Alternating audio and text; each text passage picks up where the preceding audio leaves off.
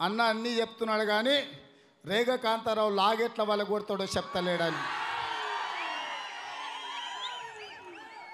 ఇసుక దందా, ఇటుక దందా, వైన్ దందా, మైన్ దందా, రోడ్ల దందా, పార్టీ ఫిరాయింపుల దందా, ఫామ్ హౌజుల దందా, ఎక్కడ చూసినా దందాలు చేసే రేగ కాంతారావు లాగు తప్పకుండా కాంగ్రెస్ పార్టీ కార్యకర్తలు పలగొడతారని చెప్పి నేను ఈ వేదిక మీద నుంచి చెప్పదలుచుకున్నా.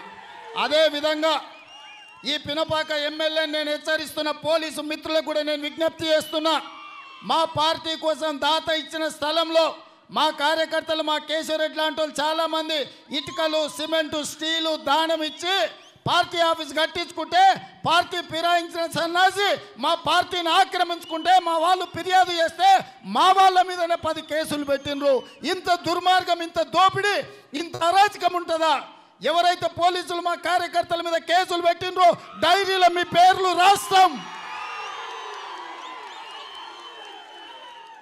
వచ్చే సంవత్సరం మా ప్రభుత్వం వస్తుంది. అదే అధికారులను మళ్ళా పినపాకకే తీసుకొస్తా. మీతోనే ఆ పార్టీ ఆఫీస్ కా నుంచి రేగ కాంతారావును బేడీ లేచి లాగు వగిలేటట్టు కొట్టి బొక్కలో దోపిస్తా అనుకుంటున్నారేమో మీరు. ఎంత ధైర్యం ఉండాలి? మా కార్యకర్తలు కష్టపడి కట్టుకున్న ఆఫీస్ ఆక్రమించుకొని మా